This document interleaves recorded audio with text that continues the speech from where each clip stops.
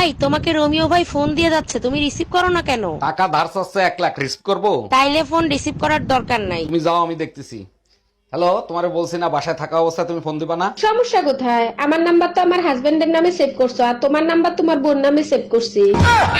Doctor জ্বালা পড়া করতেছে, ওষুধ দেন। কোথায় জ্বলতিছে কই দেখান তো।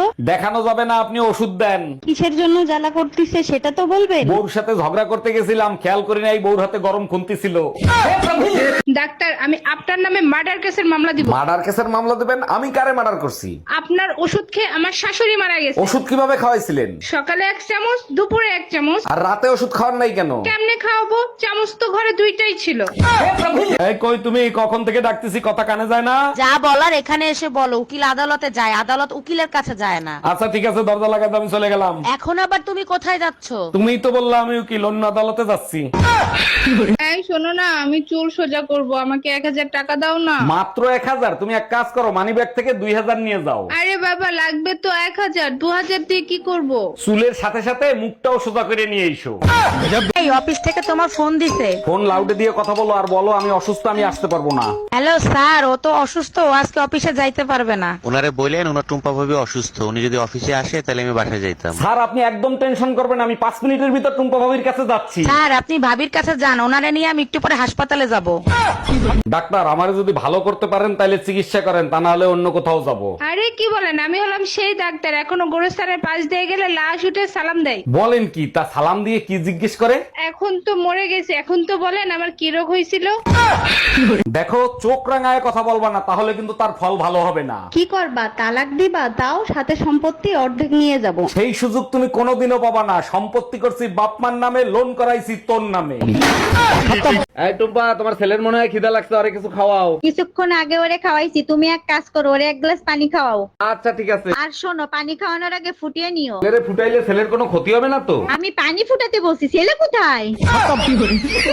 এক্সকিউজ মি, এই জুতো কোথায় পাওয়া যাবে বলতে পারেন? তার আগে বলেন ফ্রিতে নেবেন নাকি পয়সা দিয়ে নেবেন? মানে কি বুঝলাম না। যদি পয়সা দিয়ে নিতে চান তাহলে সোজা মার্কেটে চলে যান, আর যদি ফ্রিতে নিতে চাই? তাহলে বিয়ে করে ফেলেন।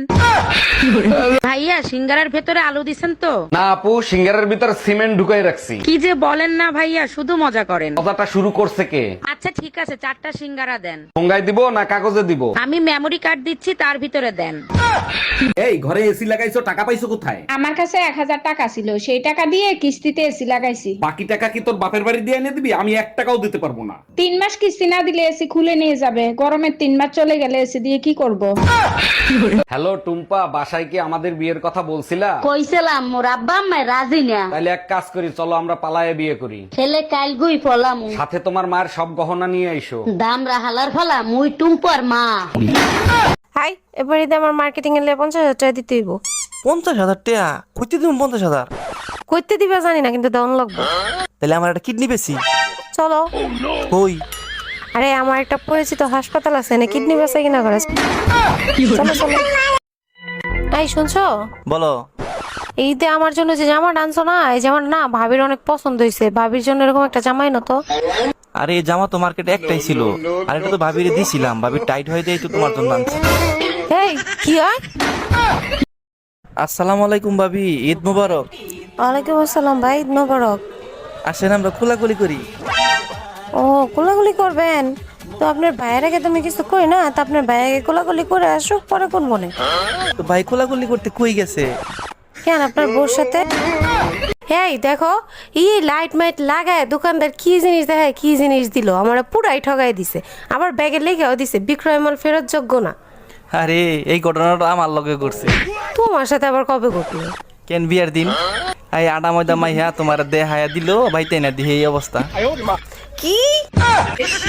এই তোমার উপর রাগ হয়ে হুজুর নাকি মসজিদ ছেড়ে চলে যাচ্ছে, কি করছো তুমি? হুজুর বয়ান দেছে, আইসো একা যাইবা একা, কেউ সাথে থাকবে না। ঠিকই তো বলছে, হুজুর রাগ হয়ে চলে যাচ্ছে কেন সেইটা বলো। আমি শুধু বললাম হুজুর 2 জন ছাড়া কেউ আসে না, আর 4 জন ছাড়া কেউ যায় না।